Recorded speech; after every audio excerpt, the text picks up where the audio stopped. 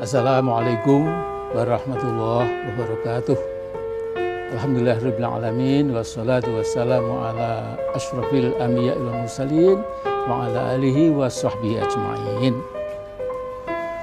Saya ingin bicara tentang sengketa Rocky Gerung melawan PT Sentul City Tbk terbuka. Nah, saya sepenuhnya setuju dengan pendapat Mas Fadlizon bahwa sengketa tanah antara Rocky Gerung versus PT Sentul City merupakan kasus gunung es. Artinya, terdapat masalah yang luar biasa besarnya dalam kasus pertanahan di negara kita. Ini hanya kecil, ya, tip of the iceberg, tapi yang di dalamnya itu memang besar sekali. Nah, meminjam istilah Sekjen KPA, Konsorsium Pembaharuan Agraria, Dewi Sartika, sekarang ini 66% daratan Indonesia dikuasai oleh 1% kelompok pengusaha dan korporasi besar. Bayangkan. Ketimbangan penguasaan lahan ini merupakan yang terburuk ya, sejak Undang-Undang Pokok Agraria nomor 5 tahun 60 disahkan. Luar biasa. Yang paling buruk. Nah, teman saya, sahabat saya Syafi'i Marif, tumben sekali ini berani tegas mengenai penguasaan lahan atau tanah daratan di negara kita yang menurut saya memang sudah menghina bangsa Indonesia. Artinya dengan penguasaan lahan yang luar biasa oleh mereka itu, para bandit ekonomi katakanlah, itu betul-betul sudah menghina bangsa Indonesia. Nah, Syafi'i bilang 80% tanah dikuasai konglomerat Indonesia, 80%. Yang 13% dikuasai konglomerat asing, ini kata Syafi'i Marif. Dus hanya 7% tanah di Indonesia yang kepemilikannya dimiliki oleh masyarakat biasa. Nah, saya kira Pak Syafi'i, Anda perlu lebih sering bernahi mungkar, jangan hanya amar ma'ruf saja. Maaf ya, kita masih bersahabat. Nah, PT Bukit Sentul sekarang menjadi PT Sentul City Tbk, berdiri pada April 1993. Pada waktu itu masih jaya-jayanya rezim Orde Baru. Oleh BPN Kabupaten Bogor lewat 2 HGB, Sentul City menguasai 3.000 hektar di wilayah Kabupaten Bogor tersebut. 3.000 hektar. 1 hektar itu 10.000 meter persegi, jadi Sentul menguasai lahan 30 juta meter persegi. Dan penguasaan tanah yang seluas itu ada di Jawa, pulau yang sudah amat sangat padat penduduknya. Nah, Saudara MS Kaban, mantan Menteri Kehutanan kita, pernah mengatakan sekitar 74% tanah atau lahan di DKI, Jakarta, sudah dimiliki oleh beberapa korporasi atau juga oknum-oknum tertentu. Nah, pertanyaannya siapa yang salah dalam hal ini? Menurut saya, para bandit besar pertanahan itu juga itu salah, jelas.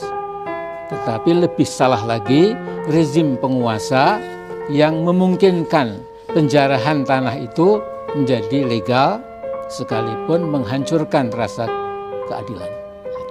Dan juga menghina Pancasila dan Undang-Undang Dasar kita, terutama pasal 33 ayat 3 yang menyebutkan, walaupun saya sudah hafal, supaya jangan salah saya baca, bumi, air dan kekayaan yang terkandung di dalamnya dikuasai oleh negara dan dipergunakan untuk sebesar-besarnya kemakmuran rakyat, bukan sebesar-besar kemakmuran konglomerat dan korporatokrat, juga bukan untuk para birokrat tanpa martabat yang telah menjadi kacung para konglomerat dan korporatokrat itu.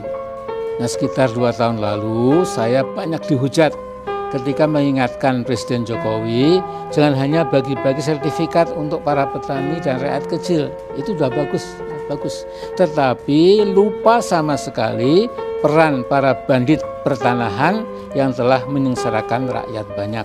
Singkat kata, sesungguhnya ada agenda sangat mendesak buat bangsa kita agar penguasaan lahan oleh para bandit ekonomi itu harus direkonstruksi kembali. Ini sesuai dengan amanat konstitusi. Nah, ada teman yang mengatakan harus ada revolusi, walaupun mungkin ada risiko bloodshed atau pertumpahan darah, kata teman saya itu. Dan saya tegaskan tidak perlu sama sekali revolusi. Ada jalan mudah bila para wakil rakyat dan pemerintah yang katanya merakyat itu punya political will, punya iradah, punya willingness, punya keinginan yang bulat, yang utuh, yaitu pegang kuat-kuat konstitusi kita dan terbitkan undang-undang baru yang membela rakyat dan bangsa sendiri. Seluruh undang-undang, peraturan pemerintah, peraturan presiden dan lain-lain yang jelas-jelas menghamba pada kepentingan para bandit ekonomi dan pertanahan itu segera dikubur. Kita kubur bersama-sama. Kemudian terbitkan semua perangkat perundang-undangan yang pro rakyat banyak, undang-undang yang pro bono publico. Jadi Mas Haris Azhar teruskan membela Roky Gerung dari sisi hukum sejauh Anda dan teman-teman bisa, tapi juga tidak kalah pentingnya, bahkan lebih penting lagi, bahwa Sentul City ini merupakan kasus kecil sesungguhnya dibandingkan yang gede-gede. Ya. Yang ini saya kira kalau kita punya political will, para wakil rakyat bukan membela, maaf ya, bandit-bandit ekonomi itu, ya, bilalah rakyat yang telah mengirim Anda ke DPR, ke MPR, ke DPD dan lain-lain. Ya. Saya kira masih ada kemungkinan besar, ya, asal kita tadi punya kemauan politik. Saya ini dulu, ya, saya sudah lama tidak muncul. Assalamualaikum warahmatullahi wabarakatuh.